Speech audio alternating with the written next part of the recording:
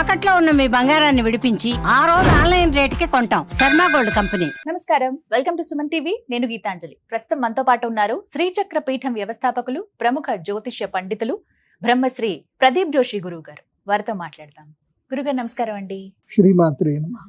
గురుగారు, ధర్మ సందేహాలని కొన్ని ఉంటాయి. అందులో భాగంగా చాలా మంది కామెంట్స్ లో అడుగుతూ ఉంటారు, వీటికి ఏంటండి సమాధానం అని చెప్పి. అందులో ఎక్కువగా అడిగేది ఏంటంటే, అసలు జాతకాలు అంటే ఏంటండి, ఎందుకు నమ్మాలి మేము, జాతకం అంటే ఏం జరుగుతుందో చెప్పేస్తారా, అసలు జాతకాలలో వేటికి జాతకాలు చూస్తే మంచిది, ఏ సందర్భంలో చూడాలని అడుగుతూ ఉంటారు. నిజమే అనిపించింది నాకు. అసలు జాతకం అంటే ఏంటి, అందరూ చూపించుకోవాలా, అసలు ఏమని ఉంది మన శాస్త్రంలో జాతకం గురించి? శ్రీ గురుభ్యో నమః. శ్రీమాత్రే నమః. దుర్గే స్మృతా హరసి భీతిమశేష జంతో స్వస్థై స్మృతా మతిమతీవ శుభం దదాసి దారిద్ర దుఃఖ భయహారిణి కాత్వదన్య సర్వోపకారకరణాయ సదార్ద్ర చిత్త అచింత్య వ్యక్త రూపాయ నిర్గుణాయ గుణాత్మనే సమస్త జగదాధార మూర్తయే బ్రహ్మణే నమః. శ్రీమాత్రే నమః. ఫస్ట్ ఈ వీడియో చూసేటువంటి ప్రేక్షకులందరికీ కూడా నేను చెప్పేది ఏంటంటే, మీలో నాస్తికత్వం ఉంటే, మీరు జాతకాన్ని నమ్మను అన్న భావన మీకుంటే, ఓపిక్గా ఈ వీడియో మొత్తం చూసేది ఉంటేనే చూడండి.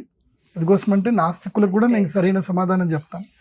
జ్యోతిష్యం మూఢనమ్మకం అని ఒక ఛానల్ వాళ్ళు వేసేవాళ్ళు, తర్వాత వేయడం మానేశారు. ఎందుకోసమంటే ఆ మూఢనమ్మకం కాస్త వాళ్ళకి తెలిసింది, జ్యోతిష్యం మీద నమ్మకం కలిగింది కాబట్టి వాళ్ళు ఆ మూఢనమ్మకం వేయడం మానేశారు. కాబట్టి ఎందుకోసమంటే మూఢనమ్మకం అన్నప్పుడు దేవుడు తప్పకుండా నీకు నమ్మకం కలిగించినట్టే చేస్తాడు. ఎక్కడ పరీక్షలు పెట్టాలో వాడు పరీక్షలు పెట్టి నువ్వు వెళ్ళేటట్టుగా చేస్తాడు. కాబట్టి జ్యోతిష్యం అనేది ఒకళ్ళు మూఢనమ్మకమే అని అంటే, మరి ఇన్ని ఉద్గ్రంథాలకి ఇన్ని ఫార్ములాస్ ఎక్కడి నుంచి వస్తాయి? ఇప్పుడు మనం అబద్ధాన్ని కూడా అంత ఫార్ములైజ్గా రాయలేం కదా, అబద్ధం అనే దాన్ని కూడా. పోనీ ఎన్నో సంవత్సరాలు, ఎన్నో కోట్ల సంవత్సరాల నుంచి ఉన్న శాస్త్రానికి సంబంధించిన గ్రంథాలు ఇప్పటికీ ఉన్నాయి.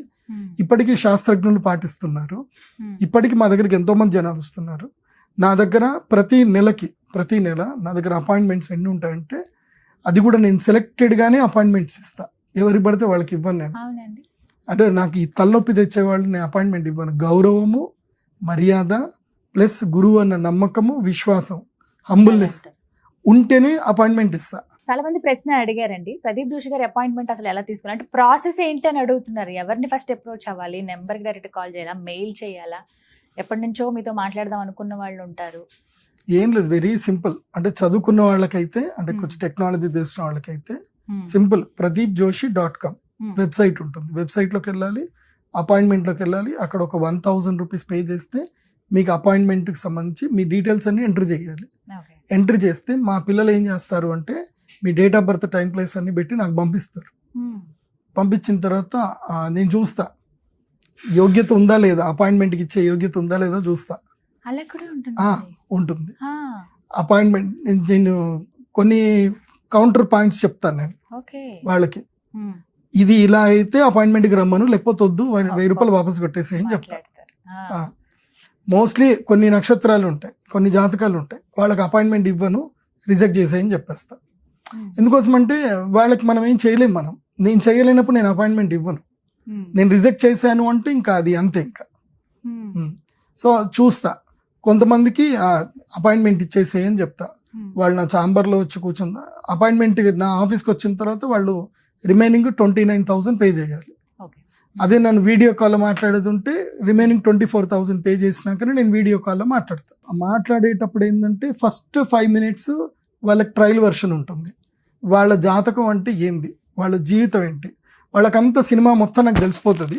నేను చెప్తా వాళ్ళకి, ఇది నీ జీవితం, ఇది కరెక్టేనా అని అడిగితే, ఎస్ గురుగారు అంటే నా అపాయింట్మెంట్, నా 5 ఫీజు నేను తీసుకున్నట్టు. లేదు గురుగారు మీరు చెప్పేదానికి నాకు యాప్ట్ లేదు అన్నారు అనుకోండి, వాళ్ళ అకౌంట్కి ఇమీడియట్ వాళ్ళ డబ్బులు వాళ్ళకి పంపించేసి వాళ్ళకి నమస్తే చెప్పి కట్ చేసేస్తాం. అంటే అక్యురేట్ ఉంటేనే నేను తీసుకుంటాను. వాళ్ళని ఏమీ చెప్పొద్దని చెప్తాను. జ్యోతిష్యము నేను ఎంత స్ట్రాంగ్గా నమ్ముతాను, ఎంత ప్రాక్టీస్ చేశానంటే, వచ్చిన క్లయింట్కి సైలెంట్ కూర్చోమని చెప్తాం. మీ date of birth, time, place ఇవ్వాలంతే. సో నేను క్యాలిక్యులేషన్ వేసుకొని, నేను లెక్కలు వేసుకొని, వీళ్ళు ఏంది అనేది నాకు అమ్మవారు చెప్పేస్తుంది. అంటే మాకు దైవ ఉపాసన ఉంది కాబట్టి, దైవీ ఉపాసన వల్ల నాకు తెలుస్తాయి. నేను అవే పాయింట్స్ వాళ్ళకి చెప్తా, ఏ డేట్ టు డేట్ ఏమని. ఈవెన్ ముందే నా దగ్గర ఇది ఇప్పుడంతా లేటెస్ట్ వర్షన్ కదా, మా దగ్గర ఏంటంటే సామ్సంగ్ ఫోన్ ఉంటుంది, ట్యాబ్ ఉంటుంది, దాంట్లో రెడ్ మార్క్ గ్రీన్ మార్క్ చేసి పెట్టేస్తాను అనమాట డేట్లు. ఇది వాళ్ళు పుట్టినప్పటి నుంచి ప్రస్తుతం వరకు ఏ దశాంతర దశలు వస్తాయన్నమాట. అక్కడ రెడ్ మార్క్ గ్రీన్ మార్క్ చేసి పెట్టేస్తా. పెట్టేసి వాళ్ళ భావాలు ఉంటాయి, ద్వాదశ భావాలు అనేటివి ఉంటాయి. ద్వాదశ భావము అనేది జాతకం. మీరు ఇందాక అడిగారు కదా జాతకం అంటే ఏంది అని అడిగారు కదా. ద్వాదశ భావం మనిషి జీవితం మొత్తం కూడా ఈ 12 భావాల్లోనే ఉంటాయి. ఆ ద్వాదశ భావాల్లో నేను రెడ్ మార్క్ గ్రీన్ మార్క్ చేసి పెడతాను. ప్రతి ఒక్కరి జీవితంలో 12 భావాల్లో 3 భావాలు నెగిటివ్ ఉంటాయి, 3 భావాలు నెగిటివ్ ఉంటాయి, 2 భావాలు అయితే కన్ఫర్మ్ గా నెగిటివ్ ఉంటాయి. సో 3 భావాలు నెగిటివ్ గా ఉన్నాయంటే మినిమం 2, 3 మాక్సిమం 7 వరకు కూడా నెగిటివ్ వెళ్ళొచ్చు. మినిమం పాజిటివ్ ఏమో 4 ఉంటాయి, మినిమం నెగిటివ్ ఏమో 4 ఉంటాయి. సో మిగతా అన్ని మధ్యలో. సో అంటే లగ్నము, ధనస్థానము అవేంటివో మీకు చెప్తాను. సో ఈ భావాలన్నీ చూసి నేను రెడ్ మార్క్ గ్రీన్ మార్క్ చేసినాక మొత్తం నేనంతా అప్డేట్ చేసుకొని అప్పుడు నేను జాతకం చెప్పడం స్టార్ట్ చేస్తాను. సో వాళ్ళకి చెప్తాను నీ జాతకం ఇది నాయనా, నీ జీవితం ఇది నాయనా అని చెప్తే వాళ్ళు రైట్, వాళ్ళు క్లియర్గా ఉంటాయి అనమాట. ఈ డేట్ అని మొదలు క్లియర్గా ఉంటాయి. సో వాళ్ళు ఆశ్చర్యపోవడం తప్ప ఇంకేం ఉండదు అక్కడ. నా జీవితం అంతా గురువు గారు 2 నిమిషాలు మొత్తం చెప్పేశారు. అంటే ఆల్మోస్ట్ మేజర్ ఇన్సిడెంట్స్ అన్ని కూడా చెప్పేస్తాం జీవితంలో. జ్యోతిష్యం అంటే ఏంటంటే జ్యోతిష్ శాస్త్ర పండితుడు దర్పణ శాస్త్రం అంటారు దీన్ని. దర్పణం అంటే ఏంటి? అద్దం. నీకు అద్దంలో చూపిస్తా అంతే. నువ్వు ఇలా ఉన్నావు, నీ లక్షణం ఇది, నీ యొక్క యాటిట్యూడ్ ఇది, నీ సంపద ఇది, నీ యొక్క జీవితం ఇది అని మేము అద్దంలో చూపిస్తాం. అప్పుడే సార్ నేను మేకప్ చేసుకుంటాను అని అంటే రెమెడీస్ చేస్తాం. నేను మేకప్ చేసుకోనండి, అద్దంలో నేను ఎలా ఉన్నాను నేను అలాగే ఉంటాను, విధి ఎట్లా ఉంటే అట్లా వెళ్ళిపోతాను అని అంటే మంచిది, హ్యాపీగా వెళ్ళి విధి ఎట్లుందో అట్లాగే వెళ్ళండి, దైవ ధ్యానం చేసుకోండి అని కొన్ని రెమెడీస్ చెప్తాం అంతే. లేదండి నా జీవితంలో మార్పు రావాలి, నేను ముందుకెళ్ళాలి అంటే అప్పుడు వాళ్ళకి రెమెడీస్ సజెస్ట్ చేస్తాను. రెమెడీస్ చేసుకుంటే వాళ్ళకి మార్పులు వస్తాయి. అండ్ వన్ మోర్ ఏంటంటే నేను అపాయింట్మెంట్ ఇచ్చినప్పుడు కొన్ని కండిషన్ చెప్తా, అది కూడా మీరు వినండి, మీరు తెలుసుకోవాలి. ఒకటి, once appointment fees paid not return. ఇది ప్రెడిక్షన్ యాక్యురేట్గా ఉన్నాయి అని మీరు ఒప్పుకున్న తర్వాత మళ్ళీ ఫీజు రిటర్న్ అడగొద్దు. ఇంకా ఎందుకోసం అంటే నా డ్యూటీ నేను కరెక్ట్ చేశా కదా, నేను ఒకవేళ రాంగ్ అవుతే ఫీజు రిటర్న్ ఇస్తా, లేకపోతే లేదు. రెండోది, ఉద్యోగమే చేస్తాను, నేను ఆల్రెడీ ఒక కమిటెడ్ మైండ్లో ఉన్నాను అని అనుకుంటే నా దగ్గరికి రావద్దు. ఎందుకోసం అంటే నీ జీవితంలో నువ్వు బాగుపడే ఉద్దేశం ఉందంటే నా దగ్గర రావాలి. నువ్వు ఆల్రెడీ ఉద్యోగం చేస్తూ ఉంటే ఒక సంస్థలో ఉండి ఒక ఉద్యోగం చేస్తూ ఒక శాలరీకి నువ్వు ఫిక్స్గా పని చేస్తున్నప్పుడు నా దగ్గరికి నువ్వు వచ్చి వేస్ట్. ఎందుకోసం నీ జాతకంలో రాజయోగం ఉంటుంది, కానీ నువ్వు ఆ రాజయోగానికి నువ్వు రెడీ లేవు, ఆ ఉద్యోగంలోనే ధైర్యం చేసి బయటకు రాలేవు. నా మాట విని ధైర్యం చేసి నువ్వు బయటకు రాలేనప్పుడు నువ్వు నా దగ్గరికి రావద్దు, వేస్ట్, నీ 25,000 వేస్ట్ నాకు ఇచ్చి. అండ్ వన్ మోర్, ఇంకోటి ఏంటంటే ఒకవేళ నువ్వు నా దగ్గరికి వచ్చినా నీ జాతకం అక్యురేట్ ఉన్నా నీ జీవితంలో గ్రోత్ రాదు అని ఉంటే నేను ఫీజే తీసుకోను, నేనే డబ్బులు ఇచ్చి పంపించేస్తా. నేను ఫీజు తీసుకోను. నేను వాళ్ళు ఒకవేళ పేదవాళ్ళు అయ్యి ఉండి చాలా మంది వస్తారు ఇట్లా అప్పులు చేసుకొని పెట్టుకొని మరీ వస్తారు. నేను చెప్తా, మీరు నాకు అవన్నీ చెప్పొద్దు, మీరు అప్పులు చేశాను నేను గోల్డ్ పెడితే అపాయింట్మెంట్కి వచ్చాను చెప్పొద్దు. నాకు తెలిసిపోతుంది నీ స్థితి ఏందో, నీ ఆర్థిక పరిస్థితి ఏందో నాకు జాతకంలో తెలిసిపోతుంది. ఒకవేళ నీ జాతకంలో నీ ఆర్థిక పరిస్థితి ఈవెన్ ఇంకో 10 ఏళ్ళు అయినా బాగుండదు అని అంటే నేనే డబ్బులు తీసుకోను నీ దగ్గర.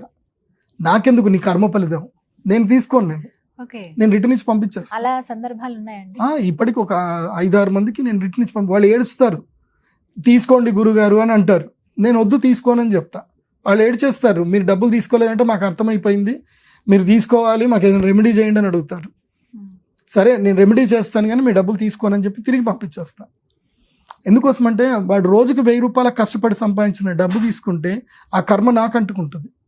సో నాకు అట్లాంటి కర్మ నేను తీసుకోను, వాడికి మంచి చేస్తా, కాకపోతే నేను ఆ డబ్బులు తీసుకోను. సో జ్యోతిష్యానికి చాలా నియమాలు ఉంటాయి. మీరు బృహత్ సంహిత అనేటువంటి ఒక గ్రంథం చూడాలి, అందులోపల సాంవత్సర సూత్రాధ్యాయం అని ఒకటి ఉంటుంది. ఇది ప్రతి ఒక్కరు జ్యోతిష్ శాస్త్ర పండితులు, అదేవిధంగా జ్యోతిష్యము చెప్పించుకోవాలనుకునే వాళ్ళు, జ్యోతిష్యం నేర్చుకోవాలనుకునే వాళ్ళు అందరూ తెలుసుకోవాల్సిన విషయం ఏంటంటే దైవజ్ఞ లక్షణం. అంటే దైవజ్ఞుడు అనేవాడు ఎలా ఉండాలి, ఎలా ఉంటుందంటే చారు కర చరణ నక నయన చిబుక దశన శ్రవణ లలాట భృత్తమాంగ. అంటే చారు అంటే అందమైనటువంటి, చూస్తే అలా చూస్తూ ఉండిపోవాలన్నట్టు ఉండాలంట. ముగ్ధ మనోహరమైన రూపం ఉండాలి. ఆ రూపము ముగ్ధ మనోహరంగా ఉండాలి. అంటే వాళ్ళ మాటలు వింటూ ఉంటే నిద్ర రావాలి, అంత ముగ్ధ మనోహరంగా ఉండాలి. అంత వాళ్ళు సిద్ధి పొందాలి. దైవజ్ఞుడు, దైవజ్ఞుడికి వాక్ ఇంపార్టెంట్, వేరే ఏముండదు. దైవజ్ఞుడికి వాక్కు, స్మృతి, ఉపాసన బలం, ఇవి చాలా 3 ఇంపార్టెంట్. శ్రీ విద్య, అమ్మవారు లేదా ఈశ్వర ఉపాసన మొత్తం తెలిసి ఉండాలి. అంటే మంత్రశాస్త్రానికి సంబంధించిన జ్ఞానం అంతా తెలిసి ఉండాలి. ఎందుకోసం అంటే నువ్వు పరిహారమే ఇవ్వలేనప్పుడు నువ్వు డాక్టర్ ఎందుకు అవుతావు? నువ్వు మెడిసినే నువ్వు రాయలేనప్పుడు నువ్వు డాక్టర్ కాదు కదా. నీకు కూడా నాలెడ్జ్ ఉండాలి కదా, మెడిసిన్ నాలెడ్జ్ నీకు ఉండాలి కదా. సో నీకు మంత్రశాస్త్రము తెలిసి ఉండాలి, తంత్రశాస్త్రము తెలిసి ఉండాలి, యంత్రశాస్త్రము తెలిసి ఉండాలి. అది కాకుండా ఆయుర్వేదము తెలిసి ఉండాలి. ఆయుర్వేదంలో ఇప్పుడు ఒక వ్యక్తి, ఇప్పుడు మొన్న ఒకళ్ళు వచ్చారు నా దగ్గరికి, వాళ్ళ అబ్బాయికి ఫిట్స్ ఎప్పుడు మెడిసిన్ మీదనే వాడుతూ ఉంటారు. వాడు నా దగ్గరికి వచ్చారు, వస్తే ఫిట్స్ అని చెప్పారు, అంతే చెప్పారు, అక్కడి వరకే చెప్పారు. రారా నేను చూస్తా అని చెప్పారు. పల్స్ పట్టా. నేను పల్స్ పట్టేది ఓన్లీ 5 సెకండ్లే. 5 సెకండ్లో తెలిసిపోతుంది, పల్స్లో తెలిసిపోతుంది వీడి శరీరంలో ఏం రుగ్మత ఉందో. క్లియర్గా చెప్పా. మీ వాడికి ఇప్పటికి 1.5 year అయింది, రాలేదు అని అన్నా, ఫిట్స్ రాలేదు అన్నా. ఎస్ గురుగారు రాలేదు, మేము కంటిన్యూగా మెడిసిన్ వాడుతూనే ఉన్నాం కాబట్టి రాలేదు. దీనికి పెద్దగా కంగారు ఏం పడకండి, నేను కొన్ని ఆసనాలు చెప్తాను, ఒక మెడిసిన్ ఇస్తాను, ఇది వాడండి సరిపోతుంది అని చెప్పాను. Now they are okay, medicine తీసుకుంటున్నారు. ఎందుకోసం అంటే జ్యోతిష్ శాస్త్ర పండితుడికి ఈ 12 భావాలకు అన్నిటికి కూడా పరిహారం ఇవ్వాలి. అందుకే ఇప్పుడు చెప్తాను 12 భావాలు అంటే ఏందో చెప్తాను. ఫస్ట్ లగ్నం. లగ్నం అంటే ఏమిటంటే స్వభావం. హూ ఆర్ యూ అనే క్వశ్చన్కి ఆన్సర్ ఏంది అంటే లగ్నం. నువ్వు మొండోడివా, నువ్వు పిచ్చోడివా, నువ్వు మూర్ఖుడివా, లేదంటే నువ్వు మెతకస్తుడివా, భయగ్రస్తుడివా, ఇలా కేటగిరీస్ అన్నీ ఉంటాయి. నువ్వు ఎవరు, నీ కేటగిరీ ఏంటి, నీ లక్షణం ఏంటి, నీకు తెగింపు ఉన్నట్టు లగ్నమే, మొత్తం లగ్నంతోటే తెలిసిపోతుంది. నీ కేటగిరీ ఏంటి, నువ్వు ఏ కేటగిరీ కిందకి వస్తావు అనేది లగ్నం చెప్పేస్తుంది. అంటే నువ్వు చంచల స్వభావం ఉన్నటువంటి వాడివా, ధైర్య సాహసాలకు ఎక్కువగా వెనకాడకుండా వెళతావా, కొట్లాడే స్వభావం ఉందా, లేదా తెలివితో పని సాధించుకునే తత్వం ఉందా, నీ తత్వం ఏంటి, నువ్వు ఏ కేటగిరీకి వస్తావు, లగ్నం చెప్పేస్తుంది. అట్లాగే శరీర లక్షణం కూడా చెప్తుంది. అంటే నీ వాత శరీరమా, పిత్త శరీరమా, కఫ శరీరమా, దాన్ని ఏమంటారు అంటే లగ్నాన్ని జ్యోతిష్ శాస్త్రంలో తనుభావము అంటారు. తను అంటే శరీరము, తనుభావం. అండ్ వీళ్ళ అత్యాశపరులా కాదా, లోభులా కాదా, దానం ఎక్కువగా చేస్తారా చెయ్యరా, లగ్నం తెలిసిపోతుంది. నేను మోస్ట్లీ లగ్నం చూసి పర్సన్ని డిసైడ్ చేసేస్తా. ఈ లగ్నం ఉంది అని అంటే ఆ లగ్నాన్ని బట్టి వాళ్ళతో నా మాట స్టార్ట్ అవుతుంది. సరదాగా మాట్లాడాలా వీళ్ళతోటి, సీరియస్గా మాట్లాడాలా, లేదంటే వీళ్ళకి ఎవిడెన్స్ బేస్ చూపిస్తూ మాట్లాడాలా ఉంటుంది. కొంతమంది ఉంటారు ఎవిడెన్స్ బేస్ మీదనే నమ్ముతారు వాళ్ళ జీవితంలో. ఏదన్నా సరే ఎందుకు, ఏమిటి, ఎలా అనేటోళ్ళు కొంతమంది ఉంటారు. వాళ్ళ జీవితంలో ఎప్పుడు బాగుపడరు వాళ్ళు, నాకు తెలుసు. చాలా మంది ఉంటారు. వాళ్ళ జీవితం మొత్తం సస్పెక్టివ్ నేచరే. వాళ్ళు ఎప్పుడు సస్పెక్ట్ చేస్తూనే ఉంటారు, అనుమానిస్తూనే ఉంటారు. అలాంటి జాతకస్తులు ఉంటే నేను ఎలా మాట్లాడాలి, అట్లాంటి వాళ్ళు ఉన్నప్పుడు ఏం చేస్తాను అంటే ఫీజు ముందు పెట్టి చెప్తా, బాబు నీ గురించి కొన్ని విషయాలు చెప్తా. ఎందుకోసం అంటే వాళ్ళతో మనం వేగలేం. కొన్ని ఉంటారు, కొంతమంది నక్షత్రాలు ఉంటారు, కొన్ని లగ్నస్తులు ఉంటారు, వాళ్ళతో నేను వేగం. వాళ్ళ కుటుంబస్తులే వేగలేరు, నేను ఎందుకు వేగుతా వాళ్ళతో. వాళ్ళకి చెప్తా, బాబు ఇది నీ లక్షణం, ఇది ఇప్పుడు మల్లెపువ్వు అయింది, గులాబీ పువ్వు అయింది చెప్పాలి. కానీ మల్లెపువ్వుని గులాబీ పువ్వు కింద మారుస్తా అంటే నడవదు అది. సో నువ్వేంది అని నేను చెప్తా, నువ్వు దాన్ని యాక్సెప్ట్ చేయగలిగితే నేను జాతకం చెప్తా.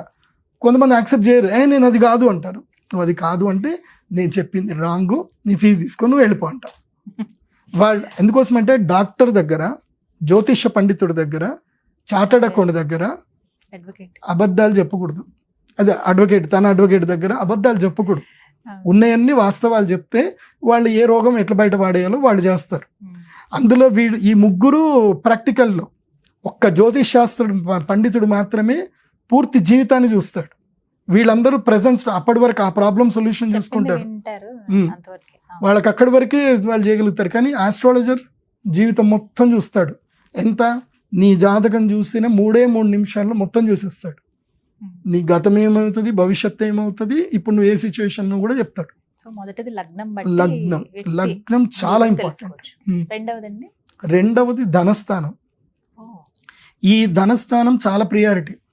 శరీరంలో కుడి భాగం చెప్తుంది, ధనం చెప్తుంది. అంటే పుట్టుకతోటే 14 సంవత్సరాల వరకు ధనయోగం ఉందా లేదా చెప్తుంది. కొంతమంది పిల్లలు ఉంటారు బార్న్ విత్ సిల్వర్ స్పూన్ అంటారు, బార్న్ విత్ గోల్డ్ స్పూన్ అంటారు. వాళ్ళు పుట్టగానే సడన్ గా వాళ్ళ ఇంట్లో అదృష్టం వచ్చేస్తుంది, డబ్బులు వచ్చేస్తాయి, సంపదలు అయిపోతుంది. ఏమోనండి వీడు పుట్టాడు, లేదంటే ఇది పుట్టింది, ఇది లక్ష్మీదేవి లాగా మా ఇంట్లో పుట్టింది, కథం మొత్తం మా ఇంట్లో మా స్టైలే మారిపోయింది.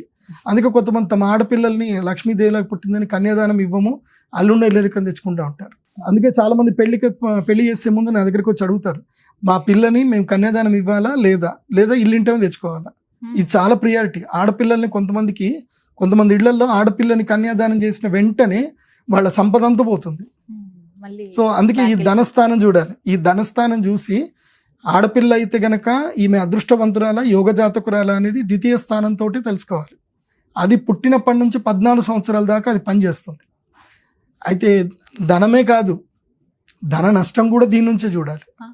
కొంతమంది పుడతారు ఇదే ద్వితీయ స్థానంలో పాపగ్రహాలు ఉన్నా, తర్వాత చండాల గ్రహములు ఉన్నా సరే, పాప దృష్టి ఉన్నా సరే, బలము లేకపోయిన ధనస్థానానికి వీళ్ళు పుట్టిన తర్వాత డబ్బులన్నీ పోతానే ఉంటాయి. కొంతమంది ఇంట్లో పుట్టగానే 3 ఏళ్ళకి ఒకళ్ళు టపామంటారు, కొంతమంది డబ్బులు పోతాయి, ఆస్తులన్నీ పోగొట్టుకుంటారు, ఇవన్నీ ఉంటాయి. జాతకం అంటే అర్థమైంది, ఒక వ్యక్తి మీ ఇంట్లో పుట్టాడు అంటే ఆ వ్యక్తికి 12 మందికి సంబంధం ఉంటుంది. 12 మంది సంబంధంతో పుడతాడు. మేనత్త, మేనమామ, తల్లి, తండ్రి, అన్నయ్య, తమ్ముడు, చెల్లెలు, తర్వాత తాత, నానమ్మ, అమ్మమ్మ, తాతయ్య, తర్వాత చిన్నాన్న, చిన్నమ్మ. చిన్నాన్నలు పక్కా వస్తారు, చిన్నమ్మలు తక్కువ, కానీ చిన్నమ్మలు వేరే వంశస్థకి వెళ్తారు కాబట్టి చిన్నాన్న పక్కా వస్తాడు, ఒకే వంశం కదా వాళ్ళది. సో వీళ్ళందరికీ ఇది ఉంటుంది. మేనమామలు మేనత్తలు అయితే ఫస్ట్ వస్తారు వాళ్ళు. ఎందుకోసం అంటే పిల్లలకు మోస్ట్ ఆఫ్ ద మేనమామ గుణాలు వస్తాయి, మేనమామ మేనత్తల గుణాలు వస్తాయి వాళ్ళకి. మీ మామ దిగాడురా అని చెప్పేసి అంటారు. ఇప్పుడు నా అల్లుడికి దాదాపుగా నా గుణాలే ఉంటాయి. మా అక్క ఎప్పుడు చెప్తానే ఉండదు, వీడు అరే నిన్ను చూస్తున్నట్టే ఉందిరా అంటుంది. అంతే, అవి వస్తాయి తప్పకుండా. కాబట్టి అవి ఆ లక్షణం ఏంది అనేది మనం 3వ భావం నుంచి చూడాలి. 3వ భావం నుంచి మేనమామ, మేనత్త, సోదరులు, సోదర మృత్యువు, స్వీయ పరాక్రమం, వీళ్ళకి ఎంత స్ట్రెంగ్త్ ఉంది, వీళ్ళ జీవితంలో వీళ్ళు తెగించి ముందుకెళ్తారా లేదా వెనుకుంటారా. ఇప్పుడు మనం సినిమా పాటలు చూస్తూనే ఉంటాం, హీరో డ్యాన్స్ చేస్తాడు, హీరోయిన్ డ్యాన్స్ చేస్తుంది, వాళ్ళతో పాటు వెనక ఒక 20 మంది డ్యాన్స్ చేస్తారు. అందరూ ఈక్వల్ గానే డ్యాన్స్ చేస్తున్నారు, అందరూ ఒకే స్టేజ్ మీద డ్యాన్స్ చేస్తున్నారు. బట్ ఫోకస్ ఎవరి మీద ఉంటుంది? లీడ్ రోల్ మీదనే ఉంటుంది. కానీ మిగతా వాళ్ళందరూ పిచ్చోళ్ళ అంటే కాదు, వాళ్ళందరూ మంచిగానే డ్యాన్స్ చేస్తారు. They are all well dancers. ఇంకా వీళ్ళకైనా 10 టేకులు తీసుకుంటారు, కానీ వాళ్ళు ఒక టేక్లో వాళ్ళు కొట్టేస్తారు. కానీ వాళ్ళకి లేనిది ఏంది? అదృష్టం. వాళ్ళు మెయిన్ ముందుకు రాలేరు కదా, వాళ్ళు ఎప్పుడు వెనకనే ఉంటారు. వాళ్ళు కూడా మంచిగా డ్యాన్స్ చేస్తారు, యాక్టింగ్ కూడా నేర్చుకొని ఉంటారు, వాళ్ళకు కూడా సినిమాలో గొప్పగా అవుదామని అనుకుంటారు. కానీ వాళ్ళు తెగించరు. ఏముండదు వాళ్ళ దగ్గర? తెగింపు ఉండదు. భయం ఏమవుతుందో భయపడుతూనే ఉంటారు. అంటే నాకు అనిపిస్తూ ఉంటుంది, వీళ్ళు ఇంత మంచి డ్యాన్స్ చేస్తారు, ముందుకు వెళ్ళొచ్చు కదా అని చెప్పి. నేను సినిమా షూటింగ్లోకి వెళ్ళినప్పుడు కూడా నేను ఒకరిని అడిగాను అనమాట, ఏంటిది మీరు కూడా యాక్టింగ్ ఏదైనా ట్రై చేయొచ్చు కదా అని అంటే, లేదండి మాకు ఫుల్ ఫైనాన్షియల్ ఇష్యూస్ ఉంటాయి, మేము ఒక పూట బేటా తీసుకొని వెళ్ళిపోతాం మేము అంతే అని అంటారు. సో వాళ్ళు బేటాకే పని చేస్తారు, వాడికి తెగింపు రాదు. అంటే వాడి దగ్గర అన్నీ ఉన్నాయి కానీ తెగింపు లేదు. సో నీ జీవితంలో నీకు తెగింపు ఉందా లేదా అని తెలుసుకోవాలి అని అంటే, ఒకవేళ తెగించడం వల్ల లాభం వస్తుందా రాదా తెలుసుకోవాలంటే తృతీయ స్థానం చూడాలి. తృతీయ స్థానం స్వీయ పరాక్రమం. అండ్ కొంతమంది ఇళ్లలో పిల్లలు పుట్టగానే చనిపోతారు. ఇంట్లో ఒక పిల్లాడు పుట్టాడు, తర్వాత ఏదైనా డెలివరీకి కాన్పుకి వెళ్తా ఉంటే వాళ్ళు 9వ నెలకు వచ్చిన తర్వాత చనిపోవడం జరుగుతుంది. దానికి కారణం ఏందో తెలుసుకోవాలంటే ముందు పుట్టిన పిల్లాడితోటి కారణం తెలుసుకోవచ్చు. సోదర మృత్యు కూడా తెలుస్తుంది. అంటే పుట్టినటువంటి పిల్లవాడి జాతకంలో 3వ స్థానంలో గనక పాపగ్రహాలు ఉన్నా, రాహు ఉన్న, కేతు ఉన్న, చంద్రరాహు యుతి ఉన్న, సూర్యరాహు యుతి ఉన్న, నెక్స్ట్ గర్భానికి నష్టం ఉంటుంది. ఇప్పుడు మొదటి గర్భం అలా పోతుంది చాలా మందికి, రెండో గర్భం నిలుస్తుంది, తర్వాత ఈ రెండో గర్భంలో కూడా తెలిసిపోతుంది, మొదటి గర్భం పోయిందని తెలిసిపోతుంది. వీళ్ళు పుట్టినప్పుడే తృతీయ స్థానం వీక్ గా ఉంది అని అంటే, ఈ పిల్లాడు పుట్టకన్నా మునుపు నీకు గర్భం పోయిందని చెప్పొచ్చు. కొన్ని విషయాలు ఏం జరుగుతుందంటే, అసలు మిరాకిల్ అండి ఇది. నేను కొంతమందిని ప్రశ్న అడిగా, నాది ఎప్పుడు ప్రెడిక్షన్ మోస్ట్లీ రాంగ్ ఉండదు, నాది రాంగ్ ఉండదు. యాక్యురేట్ ఉంటుంది. నా దగ్గరికి ఒకళ్ళు వచ్చారనమాట, గోదావరి జిల్లా నుంచి వచ్చారు, జాతకం చూసా. నేను ఆ పిల్లాడి జాతకం చూసి, ఈ పిల్లాడి తరువాత ఒక సంతాన నష్టం ఉందా, జరిగింది అని అన్నా. వాళ్ళ అమ్మ కాదు అంటది. నేను అటు ఇటు చూసి, మీరు మీ కొడుకుని తర్వాత తల్లి మీరు బయటకు వెళ్ళండి, మీ డాడీతో నేను మాట్లాడాలని ఆయన కూర్చోబెట్టా. ఫోన్ బయటకు తీసుకెళ్ళిపోండి అని చెప్పి, అంటే నేను వాయిస్ రికార్డ్ పెట్టుకోమని చెప్తా, బయటకు తీసుకపోండి చెప్పి, చూడు బాబు, ఈ పిల్లవాడి జాతక రీత్యా ఈ పిల్లవాడు పుట్టిన 5వ ఏటకి సోదర మరణం ఉంది, అది నువ్వు రాంగ్ అని చెప్తే నీ డబ్బులు నీకు ఇచ్చేస్తా, వెళ్ళిపో, రైట్ అయితే నిజంగా అక్కువ అన్న. వాడు చెప్పింది, అయింది గురూజీ, ఎవరికి తెలియదు, మీరు కూడా ఎవరికి చెప్పకండి అంటే, సరే ఓకే, కానీ ఇలాంటి పొరపాటు ఇంకోసారి చేయకండి, దీనికి మీరు పరిష్కారం చేసుకోవాలి అని చెప్పా. సరే గురూజీ అని చెప్పాడు. అంతే. నేను బయటకు పంపించిన అంటే సీక్రెట్స్ ఏమైనా మాట్లాడతానని అర్థం అనమాట. సో తెలిసిపోతుంది, సోదర మృత్యు ఉంది అంటే అది ఉంటుంది. అంటే ఈ తల్లికే ఉండాలని రూల్ ఏం లేదు కదా, వాడికి సోదరుడు అంటే వేరే తల్లికైనా సరే వాడి సోదరుడే కదా. సో కజిన్స్ అయినా ఏదైనా అంతే. సో అవన్నీ తండ్రి గర్భం, తండ్రి ప్రధానం, తల్లి ప్రధానం కాదు అక్కడ. సో తృతీయ భావం చూడాలి, ఆ తర్వాత చతుర్థ భావం వస్తుంది. ధన్యవాదాలు గురుగారు, నమస్కారం. శ్రీమాత్రి.